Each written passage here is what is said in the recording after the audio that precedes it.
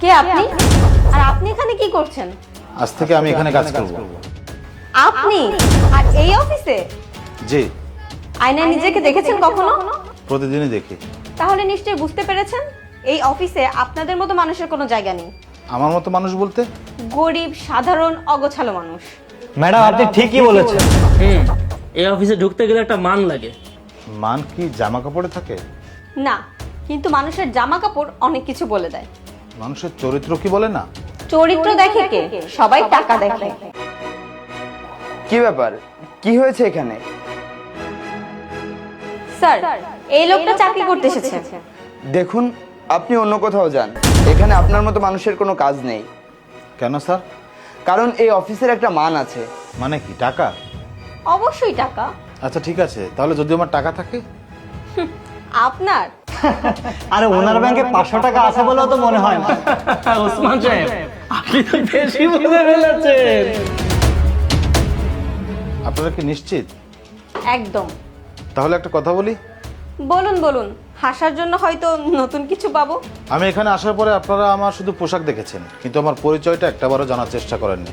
কারণ আপনার পরিচয় জানার মতো কিছু আছে বলে মনে হয়নি। এটাই আপনাদের সব থেকে বড় ভুল। কি বলতে চান আপনি? আমি এখানে কোনো চাকরি করতে আসিনি। তাহলে? আমি আসলে দেখতে এসেছি যে এই অফিসে মানুষকে কিভাবে মূল্যায়ন করা হয়। আপনি আসলে কে, একটু ক্লিয়ার করে বলুন তো। উত্তরটা শোনার জন্য প্রস্তুত আছেন? এত নাটক না করে বলুন কি বলবেন। আমার নাম কামরুজ্জামান কামরুল। তারপর? এই কোম্পানির প্রতিষ্ঠাতা মরহুম আলী সাহেব হচ্ছেন আমার বাবা।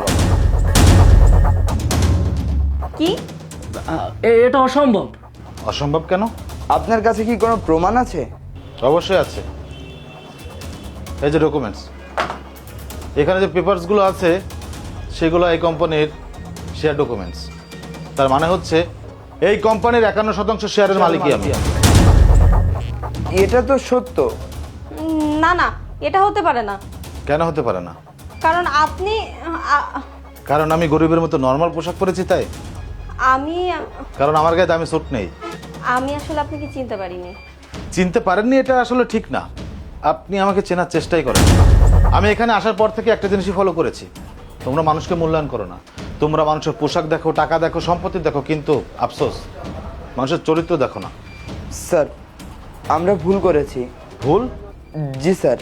ভুল তখনই হয় যখন মানুষ অজান্তে কিছু করে, কিন্তু তোমরা জেনে শুনে আমার সাথে খারাপ ব্যবহার করেছো। স্যার, আমাকে ক্ষমা করে দিন। কেন? স্যার, আমি বুঝতে পারিনি আপনি।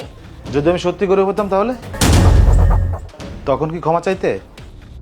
কি হলো, চুপ কেন? উত্তর দাও। না স্যার। আরে এটাই তো তোমাদের সব থেকে বড় সমস্যা, মানুষকে সম্মান দিতে গেলে তোমাদের টাকা লাগে। আমি খুবই লজ্জিত স্যার। লজ্জা পাওয়ার কারণটা আমি এখানকার মালিক বলে না, লজ্জা পাওয়ার কারণ তোমরা একটা মানুষকে অপমান করেছো। স্যার, আমাকে একটি সুযোগ দিন। আমি অবশ্যই সুযোগ দিব, তবে একটা কথা মনে রেখো, দামি বাড়ি মানুষকে বড় করে না, দামি গাড়ি মানুষকে বড় করে না, ব্যাংকের কোটি কোটি টাকা মানুষকে বড় করে না। মানুষকে বড় করে ব্যবহার, চরিত্র এবং মানবতায়। স্যার, আমরা ভুল করেছি। আজকে এই প্রতিষ্ঠানে আমি ছদ্মবেশে এসেছিলাম এটা দেখার জন্য, যে প্রতিষ্ঠান আমার বাবা এত কষ্ট করে গড়ে রেখে গেছে সেই প্রতিষ্ঠানে মানুষগুলো মানুষকে সম্মান করে নাকি টাকাকে সম্মান করে এটা দেখার জন্য। স্যার, আমরা ব্যর্থ হয়েছি। হ্যাঁ, তোমরা অবশ্যই ব্যর্থ হয়েছো। স্যার, আমি আসলে বুঝতে পেরেছি মানুষকে পোশাক দেখে বিচার করাটা কত বড় ভুল। আজকের এই শিক্ষাটা যদি সত্যি মনে রাখো তাহলে অপমানের একটা মূল্য থাকবে। এতদিন আমার এই প্রতিষ্ঠানে কি হয়েছে আমি জানি না, তবে আজকে থেকে একটা নিয়মই চালু থাকবে, এখানে কাউকে টাকা, পোশাক এসব থেকে বিচার করা হবে না, আগে মানুষ তারপর পরিচয়। আশা করি সবাই বুঝতে পেরেছো। জি স্যার। আসলে আমার এই প্রতিষ্ঠানে আমি মালিক হিসেবে না, সাধারণ একটা মানুষ হিসেবে জিততে চেয়েছিলাম, কিন্তু তোমরা তোমাদের ব্যবহার দিয়ে আমাকে এটা বুঝিয়ে দিয়েছো যে পৃথিবীতে এখনো মানুষ না, টাকাকে মানুষ সম্মান করে। যাই হোক, কিন্তু খুব তাড়াতাড়ি এটা বদলে যাবে।